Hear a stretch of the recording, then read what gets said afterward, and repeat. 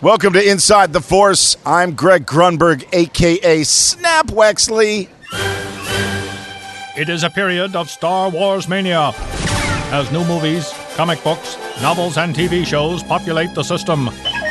Fueled by their love and passion for the galaxy far, far away, two exceptional geeks tap into hundreds of holocrons in order to bring you the knowledge and insight of all things Star Wars. Come and join them as they go inside the Force. Hey, everybody, and welcome back to Inside the Force. Dave Cottingham here with Casey Cooley. Hello, everybody. Welcome back. This is the last episode of August 2018, which means we're entering the next closest month to Star Wars Celebration. One day closer. We gained a day. Yeah, it's funny because I was looking. I've been listening to a couple other podcasts, Star Wars podcasts, and kind of the more popular ones, you know. And they're mentioning, you know, God, Celebration's gonna be awesome. Can't wait to Celebration. I mean, it's. I feel like the fevers for it is building already, and there's so much going on, obviously, and there's so much going to be released there. But anyway, I had Celebration on the mind. Even though it's April. Yeah. And I saw that Friday tickets are almost sold out. Mm-hmm. So it's like, I mean, it's going to be massive. I'm seeing a lot of action moving on the D23 tickets as well. Yes. That's in August? I think so, yeah. Yeah, August of next year. I was looking at my email the other day advertising it, and I was like, gosh, I need to be a gold member to D23 so bad. Then you get all the perks. You do a family membership. It's like, oh man. Oh, I wish. And I'm about 40 days away from Disney, going to Disney. So you need to, because I'm frequenting Reddit more often. Frequenting, I guess is the word. And people are posting all kinds of images from rides that they're next riding to Batu? Yeah, so they're like on, you know, whatever, Splash Slinky, Mountain, whatever, Slinky ride, whatever it is, and it's like, oh, take a quick picture. As soon as you're at the peak, you take a quick picture. It's getting crazy. Like, it's so they're seeing the Falcon pieces being delivered and all that stuff. It's very exciting. Yeah, I'm gonna try it. I'm gonna do the same. I'm gonna do the same thing.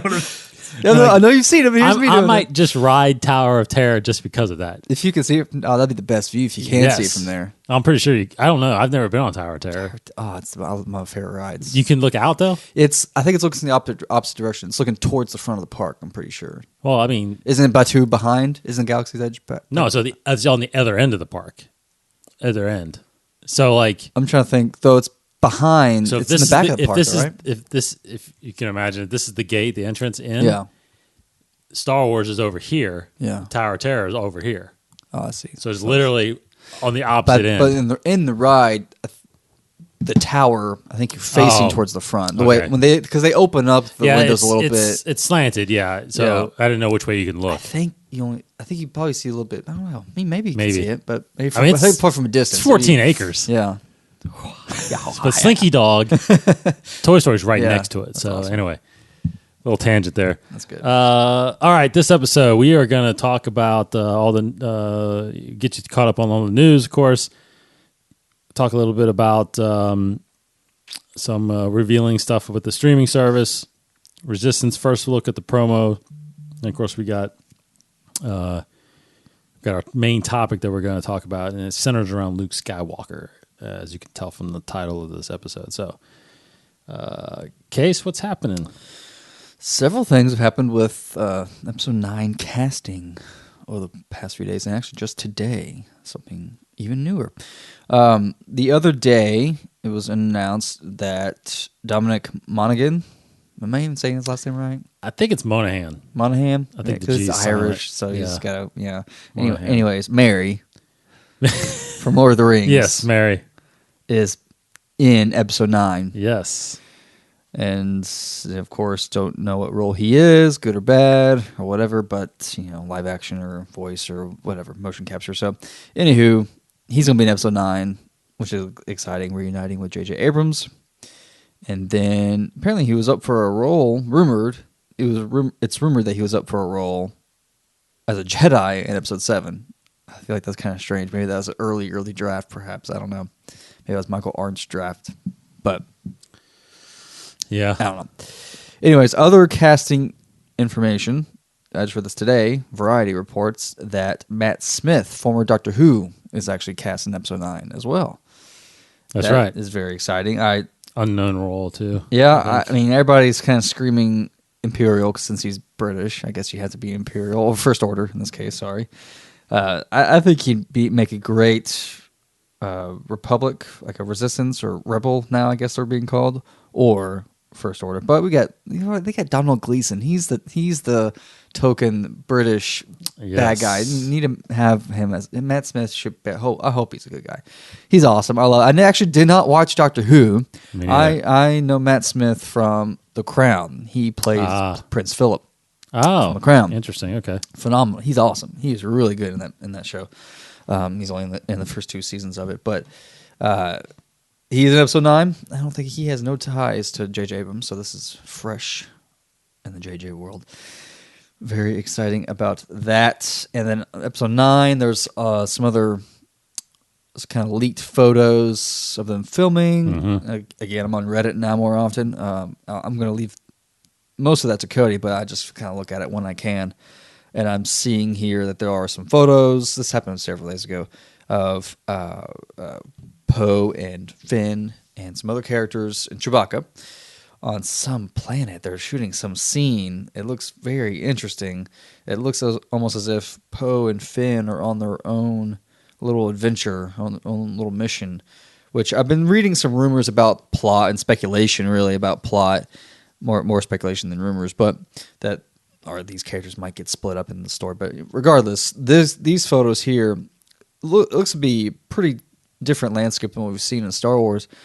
Closest thing I could think of is Naboo in the live action sense, but in the, like, let's say comparing this to the animated series, it looks like a little like Lothal in a way. Just it's like a prairie, almost like a. That's what I read. A possible rumor. Yeah. That Lothal, perhaps. Lothal, perhaps. That would be really cool. I Yes. mean, what a way to tie it all together. I would That would be. I would flip That would be crazy. out in the theater if they say it's Lothal, because it's just so many possibilities. Yeah. But there's some other characters here that we don't know. Some people are saying that it might be the Naomi Aki character in this grouping, but it's definitely Poe and Finn sporting different looking outfits, and Chewbacca. No Rey, no Falcon, so maybe Chewie gets split from Rey in this, and some more space horses. It's really interesting because if you look closely, there's 2 horses. Is it It's horses. That sounds weird saying horses. It's 2 horses. Yeah. And they're like covered with like they're made to look like alien-looking horses, but they have orange tape on their head, so there might be some kind of motion capture thing involved. Some people are saying that they could be Nerf herders, which is fun to think about. Oh, right. I've never seen Nerf herders, I don't believe, unless they were in Clone Wars. They probably were in Clone Wars. I feel like they covered everything. I don't know if they were, but I mean they were expanding universe, like Right. encyclopedias and stuff like that. So I think there's pictures of them. So I keep thinking of a Gundark. We've seen Gundarks in Clone Wars. We have seen But every time I think of a Nerfer, for some reason I envision them. But then, yeah. It's just those obscure Star Wars animals. Yeah, That's pretty fun. I'm excited to see what this scene is, because I think Poe and Finn have great chemistry together. Their characters, and a lot of people have a bromance about them. People really love them. So I think this is going to be make a lot of fans happy seeing these two together. Very exciting. I've been reading some of the reports of some set construction around Pinewood Studios. So if you're interested in all that, go on Reddit and read all about that kind of stuff. There's some interesting things happening around there right now. They're neck deep into shooting, but I guess only just the beginning. If they really are going to wrap in, was it February? So they barely scratched the surface. Tons of more shooting left. Yes, I believe that is all pretty much for episode 9. Well, one more thing. It's not really confirmed casting, but you can probably bet that this is happening. Greg Grunberg is probably going to be in episode 9. 100%. Yeah, I mean, come on. He probably told JJ he was going to be in it. Yeah. I'm coming to London. Yes. I'm just going to knock on the doors of Pinewood. You better let me in. You got to let me in. I don't care. Does he die this time though? Man, I don't know. Maybe. I don't know. That'd be so sad. Yeah. So he's at some cons, and there's reports that he's now flying to London. So there's people who are just He's saying, definitely like, gonna- yeah, oh, he's going to Pinewood. Of course he is. Yeah. Very exciting. Snap Wexley coming back. Snap Wexley. So if they wrap in February, that gives them 2 months to put a trailer together for Celebration. I'm like, well, hey, they could do that. They definitely could do that. They'll have it halfway done by then. Yeah, exactly. Well, I still think You think we'll we'll have get something before I think we'll get something Celebration? this year. I think we'll get a teaser. Like Christmas? I would not be surprised for Thanksgiving. Oh, like last yeah, time. yeah, I think yeah, there's plenty yeah. of time. Yeah, true. It's just a teaser. Yeah, it's just kinda- shots. Like 5 shots. Yeah, you it's a know, that's couple all you gotta do. shots. Yeah. That's all you need. That's all you need. It's all you need. You know, I remember I'd always envisioned ever since episode 7 was announced, like Luke igniting a green lightsaber. Yeah. Too bad I'm never going to get That's that. why I say, like, if you're going to have Luke in 9, which you are, show him in this trailer. Just show him doing Yeah. something. If it's a Force Ghost, just you need something like that. I want that in the teaser. I know it probably won't happen, but give me something cool like that in the teaser, just so fans can get a little excited. Yes. I think the other kind of book news I wanted to mention Solo. We mentioned that the novel's coming out here next week, which is September 4th, day after Labor Day. And I was pumped because, of course, I just got done with Thrawn Alliances, which I need to do a quick review of that. But but I was ready to spend my credit on Solo, the novel. Well, turns out for some reason the audiobook is not available in the U.S. Yeah, it's a little, And I'm really confused by this. I actually tweeted to Del Rey asking, like, well, is this ever going to be available? Because I really want to listen to this. And didn't get a reply yet, hopefully. they're probably getting bombarded. I would imagine. What? They're getting a lot of requests like that. A lot of asks. So I'm not sure why that's happening, but They're usually pretty responsive too. I know. Del Rey. So I'm sure they're working. So if you're like me, you listen to the audiobooks. For some reason, the audiobook for Solo, the novel, the adult novel, now the junior novel is available also, and there is an audio book version of that you can get, but I don't want to do that because Mark Thompson is reading the adult novel, and he's awesome, and I want to listen to him tell me the story of Solo. Yeah. But thankfully, I don't have to wait too long because a week after that is when the digital version comes out of Solo. I think it's actually Thursday because I keep thinking I think it's September 13th, which is actually a Thursday, which is different. Usually, movie releases are on Tuesday.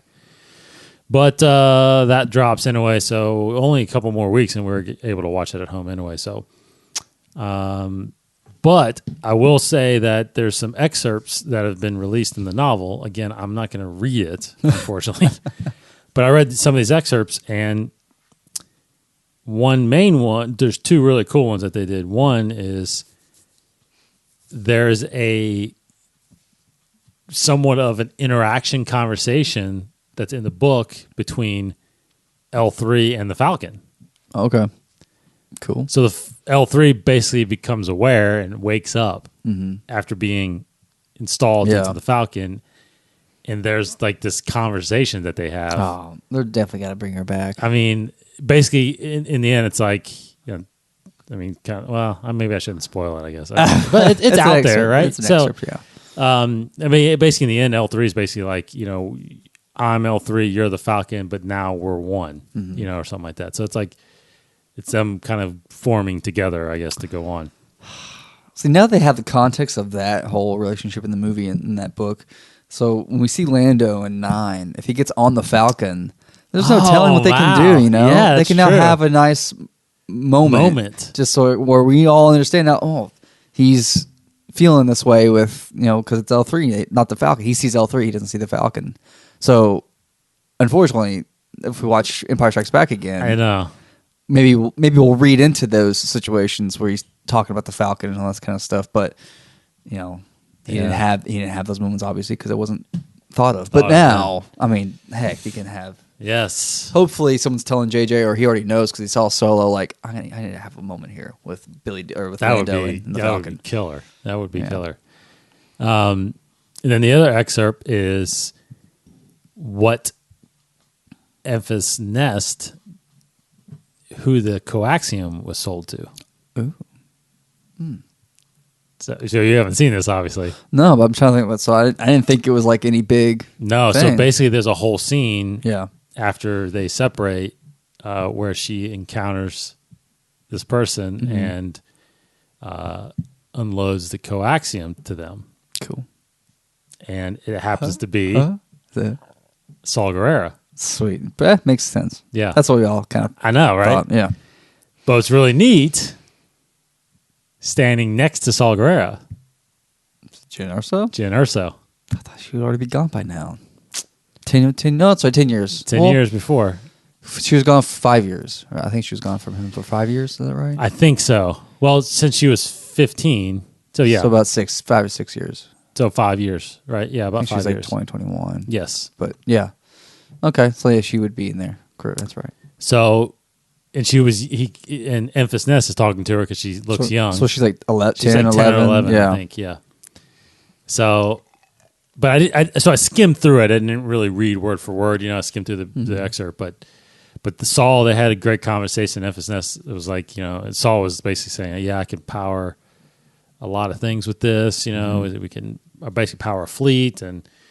But there was no talks of specifics of like where they were with the rebellion at that point. But but at that time, there is no alliance. Right? Because the alliance didn't form until Rebels. Yeah. So there's no alliance. There's still cells. Yeah, there's still cells, but Saul Guerrero, is in Solo. Now, can you imagine if they put that scene in the movie? I'm thinking like,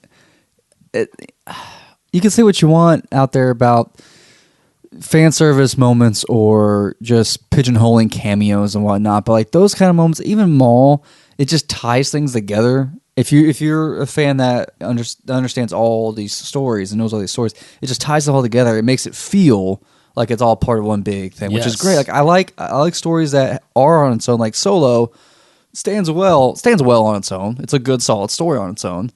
But if you throw in Maul, or if you had Saul Guerrero and little 10-year-old Jyn Erso, and you recast it like a younger Jyn Erso, or like, the same girl, you can almost get the same girl from Rogue One. No, from Rogue One.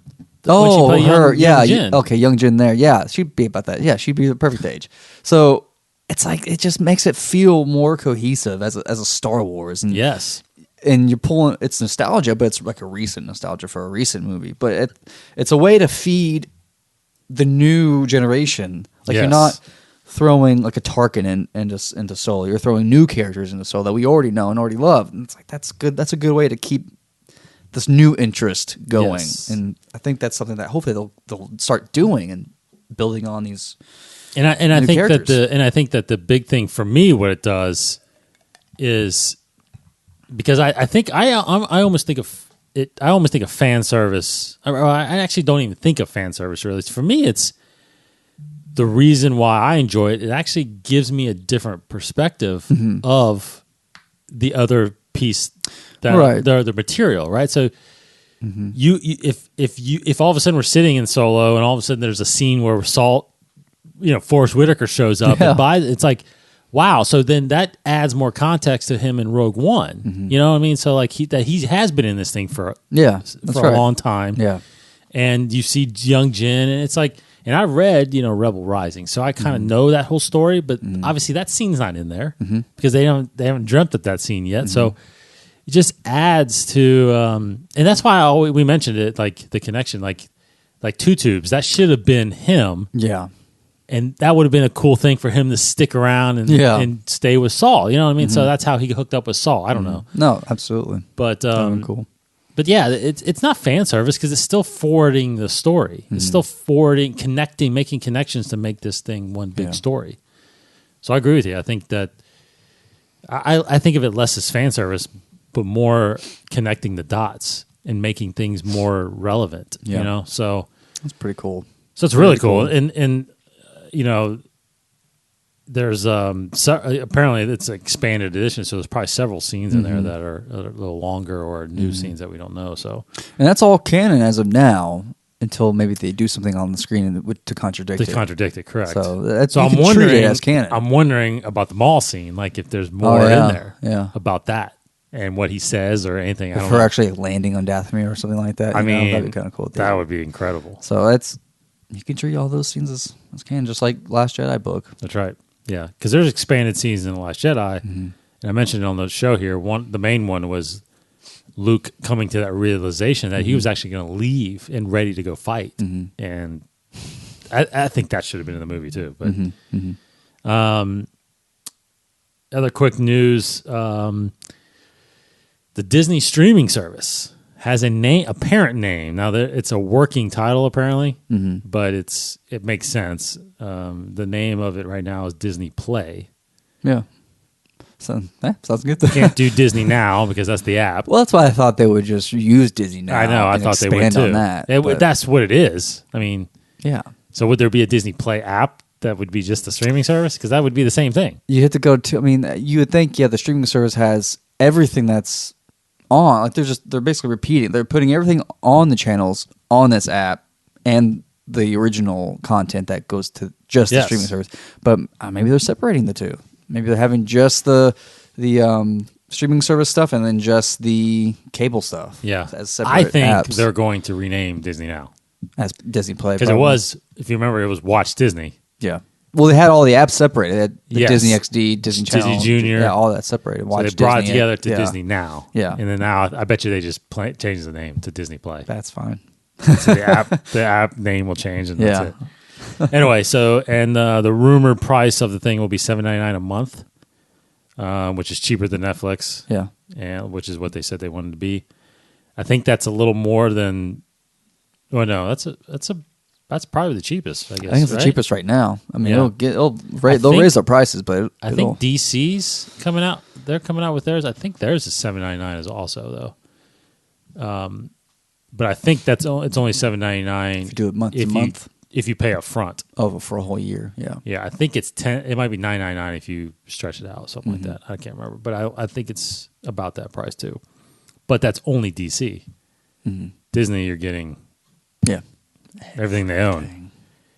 But it's still a question. There's still a lot of questions like how much is going to be available on there right away. And are they going to rotate things out like they do with like the vaults? You know, like you can't always get the Blu-rays at one time. Jeez, I'd say they just get rid of the vault concept. I agree. If they're just going to put all the, you think they'll put every movie on there at all times? Why would they not do it? I don't know. Like, why would they not just do it? I would think you would have to charge more, though. Don't you think?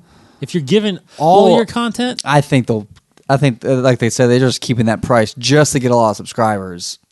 But I don't think it'll take too long. Netflix, they'll start ticking it up. I don't think it'll take too long that they'll raise those, which I'm fine with that. I mean, it's expected. So, put the Disney movies, Pixar movies, Disney Studios, animation. Marvel movies. Just do Star Wars. Come on. Do everything. Yeah, I agree. And then, of course, there's going to be original content on there, too. That's not going to be anywhere else. Well, I would do $7.99 just to get access probably to all the movies. All the because of the vault, you can't get access to it anywhere. So, heck yeah, I would do $7.99 to, especially now that I have a kid, like to watch all those movies nonstop. I know.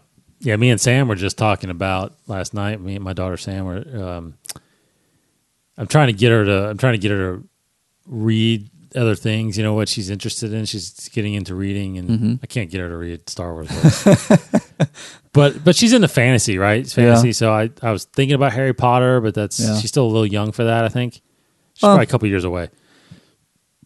But I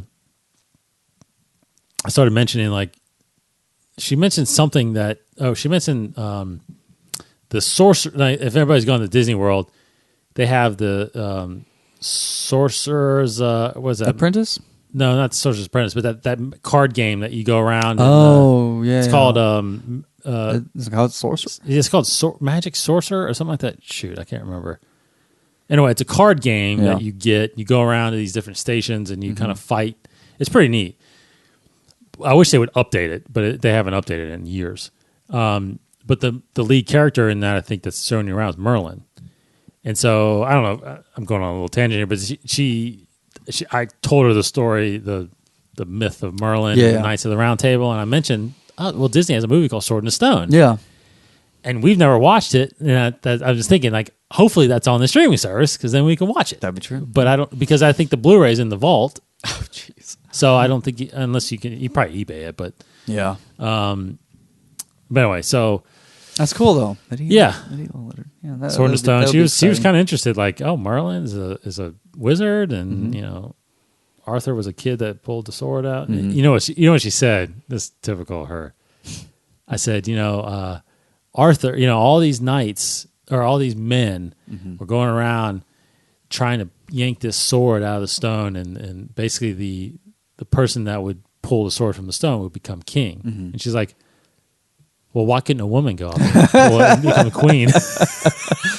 It's like, actually they could. Because these days, honestly, they would do that. Because the men of medieval times cared not for women. Yes, correct. Okay, so a little bit smaller news here. I saw a clip which is pretty cool. They, I think it was the Force.net. I saw it on the Force.net. Hayden Christensen is pumping his new movie, the Italian thing. Yeah, I cannot remember what it's called. Yeah. Little Italy. Little Italy. Yeah. And on the red carpet, they EET online, talked about the movie, but then the last question was if he had any thoughts about Kelly Marie Tran and the abuse that she's taken and all that stuff. And he said it was really neat. It's a really quick response. It's like 5 seconds, but he literally says, I don't have advice, but I would tell her to try to ignore it. That and it's funny because I said this on our show last week. He said that the loudest voices are the negative ones. But there's a ton of positive people out there. Yeah. And so you could tell he went through the same thing. Yeah. And there's a lot of negative voices that were loud, but you can see, like, at celebrations, people love Hayden Christensen. Yeah. And they're happy with his portrayal of Anakin and all that stuff. So it's good. It's good to hear him say that stuff because, again, him and Ahmed Best and Kelly, they obviously have been and even Ray, Daisy Ridley at some instances too. But hopefully we'll. I mean, it's hard to say will he ever get past it, but because who knows? There'd be probably characters in episode 9 that someone's not going to like. Probably. Yeah. So Resistance promo poster, what'd you think about that? That's pretty cool. And I've actually seen that they're using it on some like little books for kids too, because it's the only marketing thing we have. But yeah, Star Wars Resistance poster has a little tagline on it. Some heroes stick to the plan, others just wing it. I am actually excited about the visual style of this. I think it's just so different, but on top of how it's animated, just looking at the poster, the ships that are behind these characters in the sky, and just what they're wearing, it's these flight suits are so different from what we've seen. Yes, the ships especially, like, we have never seen ships like this.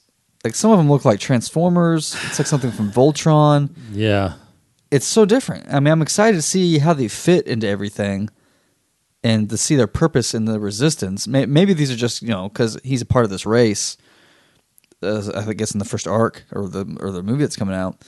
But maybe some of these ships are just customized to blend in more, or I can't see that these are so you're right. So that's fleet true. Of these ships. Yeah, so it's true because it is about him. Isn't it? It's about him diverting from his mission a little bit, right, and getting involved in this kind of maybe race. Supposedly, yeah. He's undercover. He's a spy. He's going. So these other characters may not be with the Resistance necessarily. I mean, I guess they could. I think they are. Or they. But I don't see any of logos. Right. So I mean, they could all be undercover, or maybe it's just Kaz there. BB-8's in this poster as well. Looks like they're on that flight deck that the Resistance has their base, but. I was just mainly drawn to the ships and the flight suits, because it's like this feels so different, but not in a bad way. Like I'm intrigued to see just this new part of the galaxy and new part of Star Wars and what kind of world building they'll be doing, because the animated shows have so far to me been the best medium for world building, and the stories in the Star Wars. But no, well, I didn't read this till just now. But so the official premiere episode is called "The Recruit." Mm-hmm. Okay. And in the 1 hour premiere description, The Recruit, Poe and BB-8 assign Kaz to the Colossus, where he meets a cast of colorful new aliens, droids, and creatures. Now, the question is the Colossus part of the Resistance? I think it is. I think all that, what we saw in the teaser, I think all of that was the Colossus. All that was pretty much the Resistance base. And I think these are Resistance characters. I was trying to find somewhere if we know, because we have character names, and we see these people, but I don't know if names been put to the faces just yet of these characters. Some have. I think some have. I couldn't. I was trying to find really quick before the show, but we see BB-8, we see Kaz. So while undercover, it says, while undercover to spy on the growing threat of the First Order, Kaz works as a mechanic and lives with Poe's old friend Yeager, a veteran pilot who operates a starship repair shop run by his crew, Tam, Niku, and a battered old astromech called Bucket. So, it's a repair shop. I don't know if it's necessarily just a Resistance repair shop. So, still yet to be seen. It's interesting. It's interesting, and we'll definitely speculate that through September. Like, where this actually goes. Where does the story actually go? How much does it become about the First Order? How much does it actually become of the battle? Because again, the First Order hasn't done anything yet until episode 7, really, right? They haven't done anything. I mean, last week on our show, Cody brought up a good point. We talked about it where, there's no open warfare. I mean, this is a show so far we've seen it. They kind of talk about spies and undercover, espionage. So maybe it's a lot of small skirmishes and more secretive missions or something. Maybe it's not necessarily doesn't feel like all out war, but the Resistance is only there to resist this growing threat. Yes, and not by the orders of the Republic. Right. So they're kind of a rogue system. I mean, without a rogue organization. I mean, from what we've read so far in all these stories, to me, there is no Resistance without the First Order. So it's like the goal. So because it's all from Leia. Yeah, right? So it seems like the First Order should be a big part of the show. Should be the main. I would think threat. so. But how much? And what we're going? I mean, how much of a conflict are we going to see? I mean, saw some shots of stormtroopers firing blasters and stuff like that in the teaser. Mm-hmm. So we'll see. Well, and it will be neat, I guess. But I think this is, again, I haven't read like how much will this cross over with Poe's comic, because Poe's comic leads right up to episode 7. Mm-hmm. And this apparently does too, with it being set 6 months of apparently. Could be. So I'm sure we just see I'm sure we don't see that much of Poe. I mean, in the first episode, I guess, and then he'll go off and do his thing. Mm-hmm. But you remember the whole thing about episode 7 is at that point they're looking for Luke Skywalker. Yeah. And Poe's getting closer to finding Laura Santeca to get the map. So everybody else in the Resistance, obviously not everybody's looking for Luke. They're trying to find information on the First Order. Mm-hmm. So I'm wondering if, it could be that there's just missions that Kaz is doing or something like that. I mean, there could be just discovery of information that somehow leads to them knowing more about them in episode 7. That's, I don't know what can. Now, obviously, none of these characters we see in the movie. So this is the same thing as like Rebels. Like none of those characters are in 4, 5, and 6. So it's like something's got to happen to them, or else they just kind of go on their own because they're, unless they're on the car and we just don't see them. I don't know. I see them doing more smaller scale battles. I'm gonna bet that, because Kylo kind of does his own little side missions and finding artifacts. We saw that in Battlefront 2 game, Right. Going out through the compass, going out through these different planets that kind of the Emperor has kind of touched on, and Vader has touched on, but I don't know, maybe they just kind of cross paths a lot, and it does make you wonder how many skirmishes have they had? Yeah, in 6 months, how much can happen? I don't know. But even in the 6 years, yeah, right, that Leia started this, Right. how much has Poe actually? You think about them flying on Takodana when they're flying to Maz's castle. It's surely that's not the first time they've encountered the First Order, is it? I don't think You know what I mean? I don't know. right. I mean, the First Order when it landed on not Jakku. Was it Jakku? No, where was Lord Santeca at? Jakku. Was it Jakku? Yeah. It was Jakku. So when he lands on Jakku, when they land on Jakku, it's okay, the First Order's there, but there wasn't a resistance there. So it's Poe has not met Kylo apparently. Mm-hmm. So they can't meet in this, right? Mm-hmm. So Poe, that was had to have been. But again, I don't know. We really didn't. No, because he says.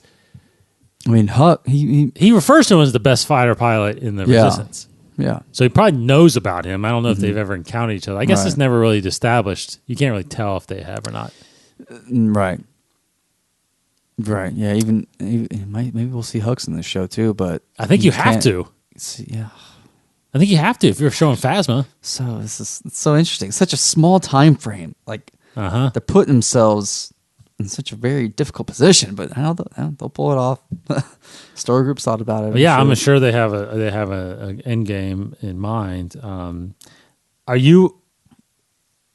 I don't know. I don't think we mentioned this last week, but are you at all nervous that Filoni's not really leading this thing because he's going back to Clone Wars? Right. No, I'm not nervous. I mean, I don't think it's going to fail without his leadership. I think we talked about it. I think Filoni had the inspiration for the show, and I'm sure he had a hand in kind of creating the show's Bible to go by.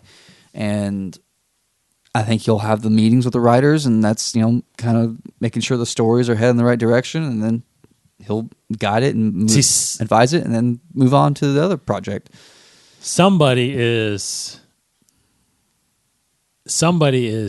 him. Yes. In the Clone when they first did the Clone Wars, and I wonder who that is.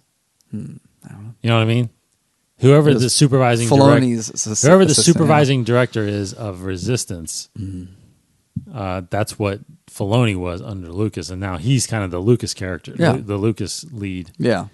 So I get it. I just hope that person is just as good as Filoni. Yeah, I would think it's someone that Filoni's worked with though. Like when Filoni worked on Rebels, I would imagine hopefully there's a guy under him on that show that he's kind of put in place for Resistance. But Dune to know. I mean, yeah, maybe Filoni might still be coming up with story ideas, just like George Lucas was for Clone Wars. I think if it's under Filoni's guidance, the show will be just fine. But I don't expect it to be better than Rebels or better than Clone Wars, especially. So I'm sure I will like it, but it might be third on this list of animated shows, in my opinion. Yeah, I agree with you. I was trying to look up whether or not I can't, because I think they mentioned some names on it, right? I mean, I believe so. Cast and crew, but I don't see a crew list really on here yet. So, okay, this kind of leads into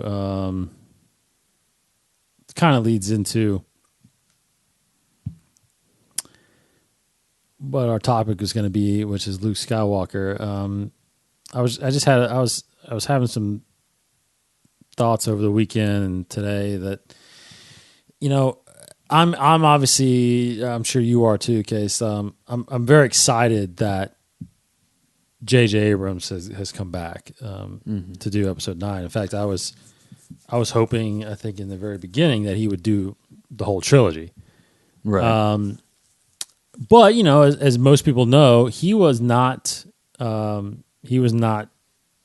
keen on doing episode 7 in the beginning.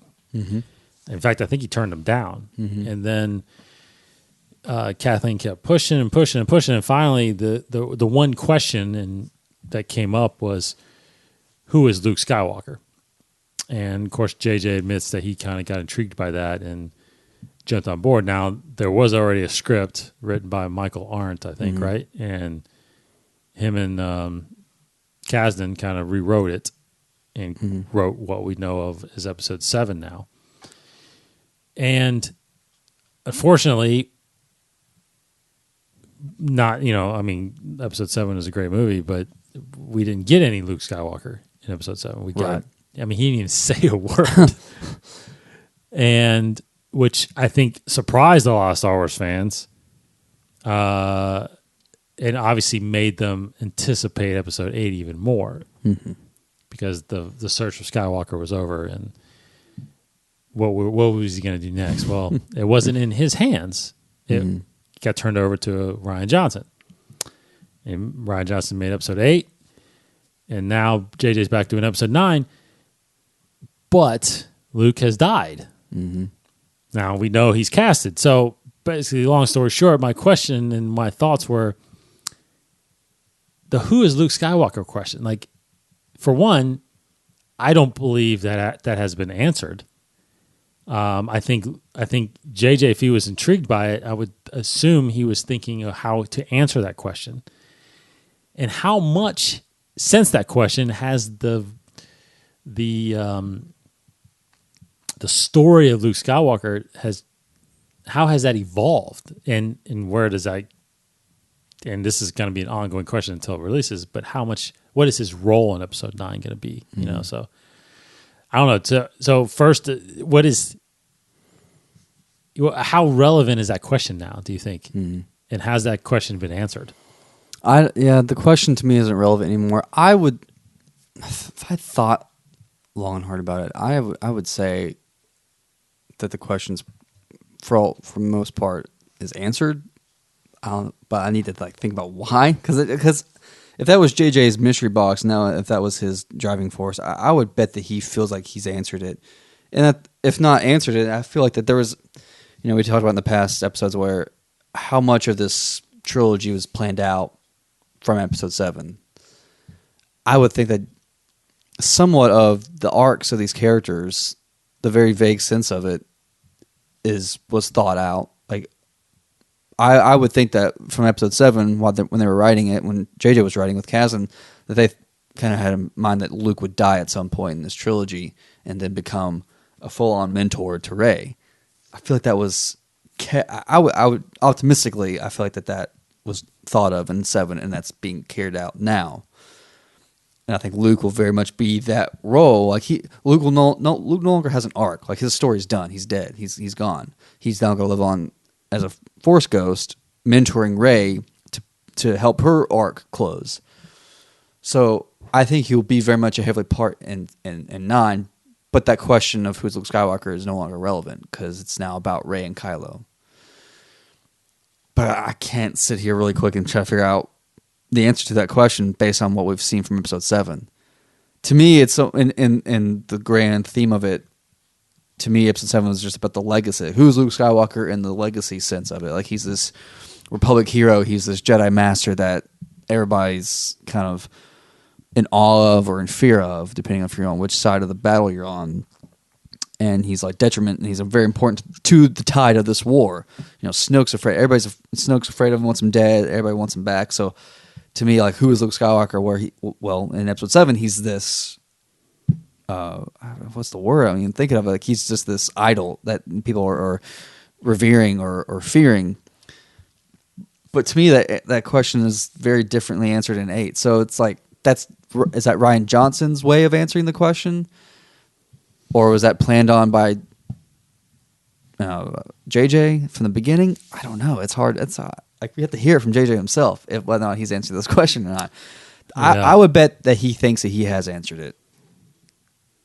Because if he hasn't, then it's too late to answer the question, because he's gone. And now it's not about him anymore. Mm-hmm. I feel like somewhere in there, it's answered mainly from Episode 7, but completely through Episode 8 of he's this hero, he's this leader, he is this great Jedi Master, but he also had a little bit of a flaw that was figured out in 8, where it's like he thought he was a failure and therefore it's all a failure. But no, like according to Yoda, failure is that last important part of being a master and a teacher, is that passing that on as well is the final step, in addition to wisdom and all this training and all this stuff. So somewhere in there, I think there is an answer, but I have to figure it out. I have to think about it. Watch it a few more times. Yeah, I kind of keep thinking to, an interview that JJ did, or a quote. How true is a quote? But from a magazine or something like that, from an interview. But I think he mentioned how when he read the script for episode 8, he was like, "Oh man," and it sounded like he was bummed that he wasn't directing it. Mm-hmm. That kind of told me a little bit that he was surprised at where the story went, meaning that he wasn't involved in or knew fully the arc of where 7, 8. Because I don't know if he really had plans to do 9. No, right? I don't think so. I would agree with that. Yeah. So he was tasked with starting this trilogy and not really knowing where it was going to finish, even though maybe. See, I just feel like they're letting guys like JJ and Ryan write their stories and then pull them back on things that they have to be, or not allow them to do things if they want to do them. But it seems like because in my mind, the story group wasn't sitting there going like, "Okay, Ryan, you have to kill Luke." Right. I think he chose to do that. Yeah, and maybe JJ had plans for him in 9. Well, that's what I thought. Depending on what point he came on. Yeah, and that's what I thought. Like in the vague sense, like he had like Luke's arc is there's this big mystery about him, and next it's got to be realized when they find him. This is his state of mind. This is why he left. So you're figuring out then why he's become a hermit. Well, this is why, and then somehow his story ends and he dies, and then he advances to the next part, which is now the mentor. Whether or not he's going to die in 8 or 9, I don't think JJ knew that. But I feel like they all understood that that's where his path was going to go. But how he was going to die, when he was going to die, the circumstances around it, and the legacy after it, I feel like that was always up in the air. And that's a lot for a filmmaker to write and to fill in. So maybe like Rian Johnson was like, "I want to kill Luke in this episode." Like, you sure? Yeah, I think it works. Let's do it now. I think this works, and this will set our characters for the next movie. Yeah. Like, okay, go ahead. I don't know. Maybe that's totally wrong. No, that might be. That sounds right. I just don't know if. I just don't know. I feel like that question that Kathleen asked him. A part of me just feels like it didn't get answered the way he initially thought of it, and the stories evolved so much that it didn't really become about Luke Skywalker anymore. Because there was these new characters. Because if you think about the original 6, the first 6 movies, 1 through 6, I know that we keep calling this the Skywalker saga, but those 6 movies were about Anakin Skywalker. Yes, you could say it's the original was about his kids a little bit. Well, yeah, but it was truly about the redemption of Darth Vader. And 7, 8, 9, is extending the Skywalker family, but it kind of changed. It kind of how do you say it? It's kind of it's even though I know it's tied to those 6 movies, but those 6 movies though, to me, had its own arc in the whole thing, right? I mean, and because that was Lucas's whole vision. I mean, he had that from the beginning, that this little boy would grow up and be in the middle of this conflict and then turn evil and then, of course, get redeemed by his kids. I mean, it's a beautiful 6-part story, right? Right. And now that's why I keep saying that I think in the end, this story, 789, is truly going to be about Kylo Ren and Ben Solo, Ben Solo Skywalker. Right? Because it's got to be about a Skywalker. I mean, they're calling it Skywalker Saga, right? I mean, and Leia and Luke have been just background characters in this, and it's really truly been about Rey and Kylo, and we know pretty much Rey is not a Skywalker. So that's why I think in the end it's got to be Kylo, getting killed, and the Skywalker saga ends in a way, right? After all that, that's what I'm saying. I don't know if Kylo was the intent, or if it was supposed to be Luke and Leia. But then you're kind of repeating a story of what you did in 4, 5, and 6, because that was kind of Luke and Leia, So I don't know. I don't know. I just think that when he got brought on, I think that question got kind of left to the side once these new characters started getting developed. That would be, I feel like, the one question you would ask JJ. Yes. If he signed up for an interview, it's like, that's the one thing you need to ask him just to figure it out. And you're right. And you're kind of right. I don't know if he would answer until after he makes the movie, until 9 is done. Or maybe he knows, obviously, because he wrote it, that he knows if he's answering that or not. But, I mean, I think he's got... I just think he has so many more questions that need answered. Not just the Luke question, because, like you said, Luke's story is somewhat over, if not over. But there's so many questions of where, what happens now with the resistance or with the rebellion now, and Leia. I mean, Leia's alive, but Carrie's not. So it's like, I don't know. It's just it's a big. God, it's so mind-boggling how this is going to end. Yeah. Like, it's really crazy to think about. It's just so, like, there's already just, with the Carrie Fisher Leia situation, there's already so much hype and interest of, like, what are they going to do? How, like, the first scene, how is that going to start? Like, how can you start this movie? And then, after, not even looking at that, like, you just, how Last Jedi ended, and it's like, how are you going to start 9 with like the 6 people that survived or whatever they're on the Falcon, which are probably more than that. I just watched Last Jedi again over the weekend.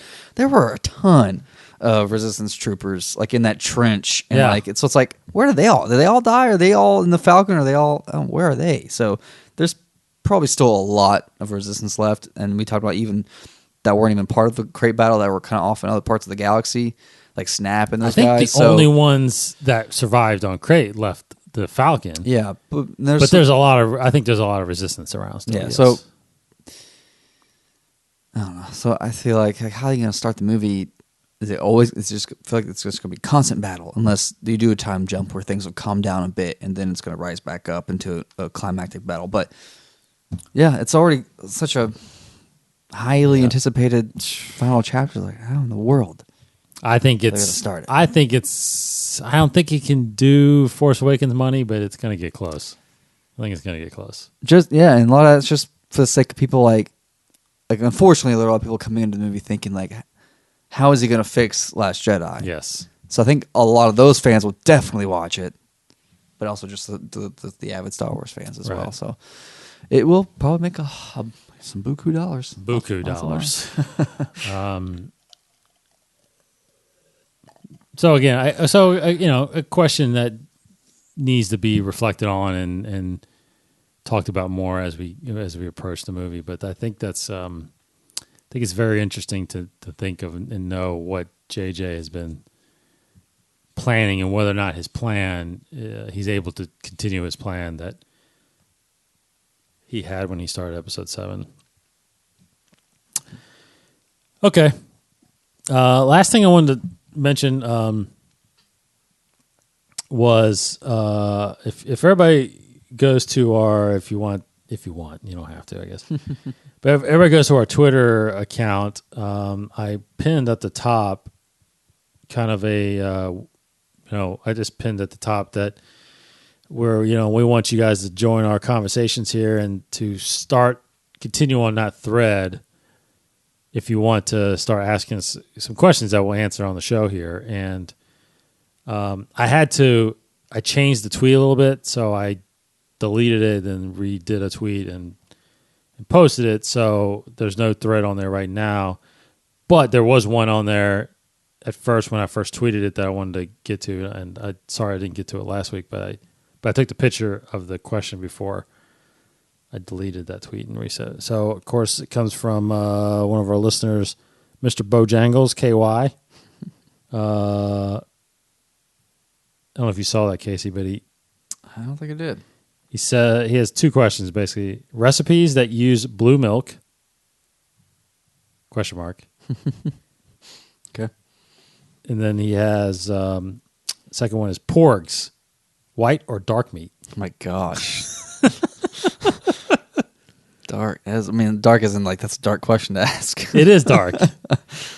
And we didn't see Chewbacca bite into it, so we don't know. But I bet you it's white meat. I think it's white meat based on white meat. the outside of it. Look like a turkey almost. Yeah, so but there's dark meat turkey too, right? So that's true. But I feel like I think it's white meat. I think it's white meat. I think it's white meat.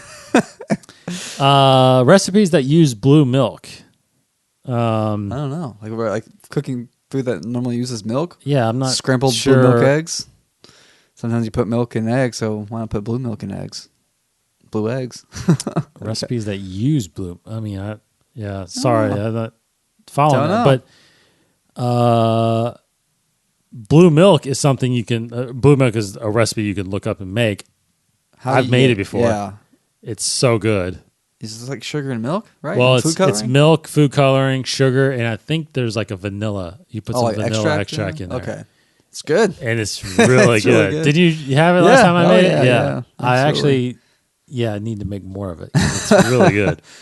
But recipes that use it, I don't know. You don't really cook with milk, do you? I mean, you can. Eggs, right? Eggs. Yeah, like you said. I think. I wonder. I bet there is a Star Wars cookbook out there. Oh, I'm sure there is. Yeah, I'm sure there maybe is. uses blue milk. I mean, there's all kinds of stuff you can use milk for. It'd be interesting to put some blue milk in there instead. It'd be like very sweet tasting. Like if you did scrambled eggs with blue milk. I put blue milk in my coffee. Oh my gosh, yeah, that's a dessert right there.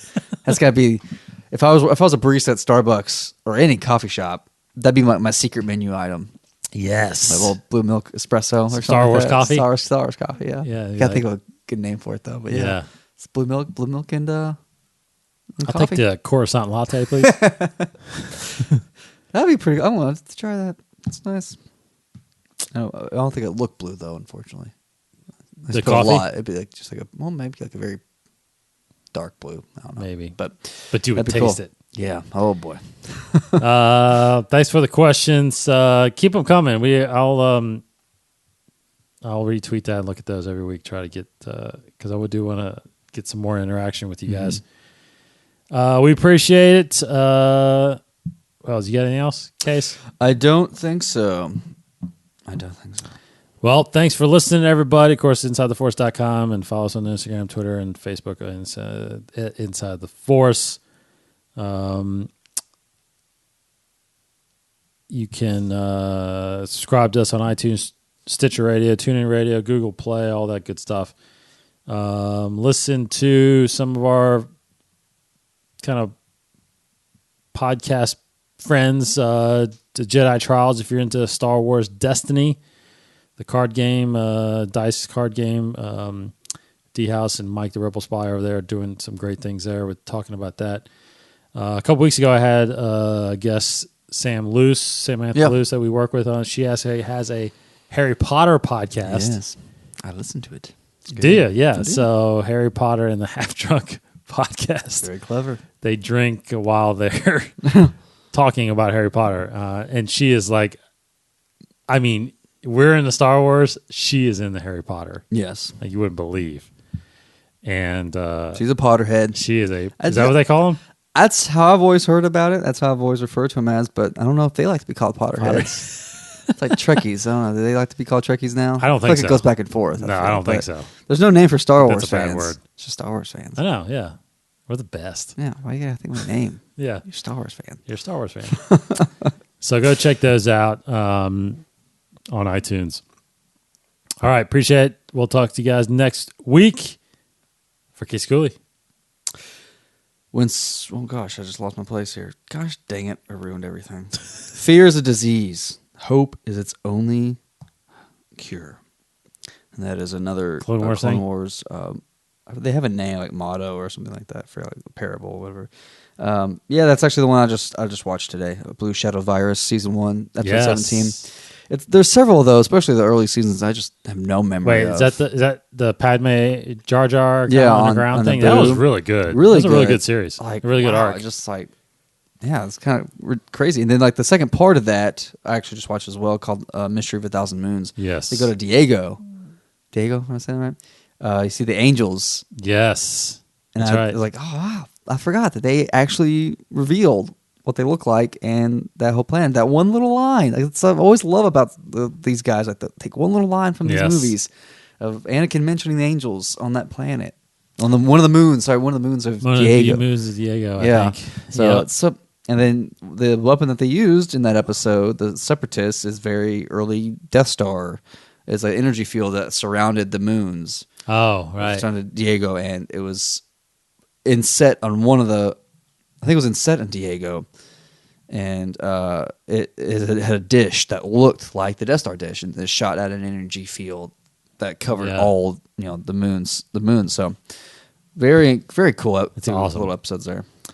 I just finished the Senate Murders season 3. I remember that. Yeah, and it's weird because I actually had a question a little bit about the chronological order. That's where it got a little weird because one of the deaths in that person came back. I think later on or something like that. And yes. Wait a minute, I thought you just died. In episode in 215, season 2, episode 15, it's called Senate Murders. Yeah.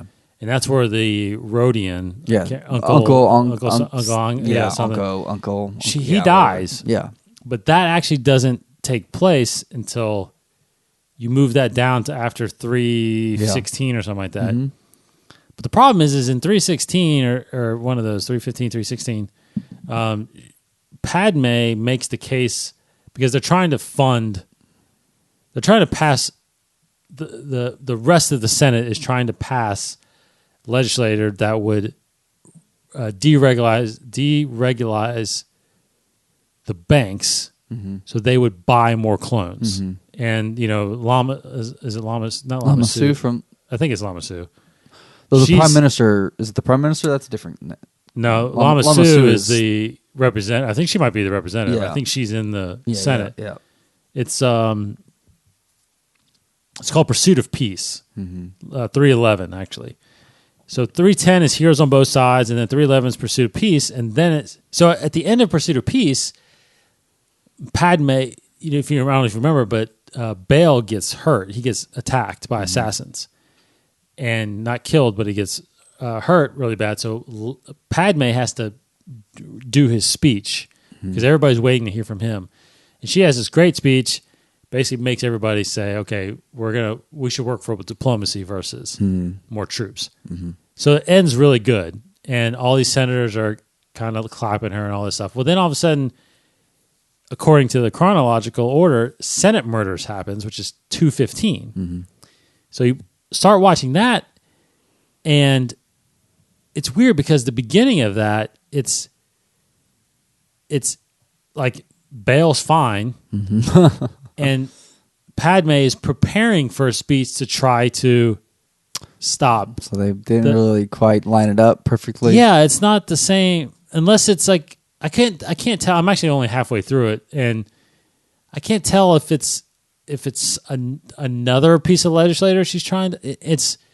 But it didn't like. There's a couple of senators in there now that are kind of look like they're kind of against Padme, even though they were clapping in the episode before. So it's like it's not completely it doesn't seem like it completely lines up. So I was a little thrown off by that. It's just weird when you take a whole one episode from a season and plug it in somewhere. It's like So, but I guess I think that's the best place for it. But I'm about to get into the next episode after that is Night Sisters. Okay. And I think they started introducing Savage Opress. Yeah. Yeah, I'm about to get into the big Ryloth battle. Yes. At the end of season that was 1. really good. Yeah. And 2 is really good. Season 2 is really good because it's a lot of Mandalore. So, Clone Wars, awesome. All right. Thanks for listening, everybody. Kind of went on a little tangent there. We'll talk to you all next week. Have a great week and a weekend, and happy Labor Day. For Casey. Goodbye, everybody. I'm Dave. May the Force be with you. Thank you for listening to Inside the Force, a Star Wars podcast hosted by David Cottingham and Casey Cooney. For more shows, additional content, articles, and the latest Star Wars news, please visit InsideTheForce.com. Inside the Force. For the Force in all of us.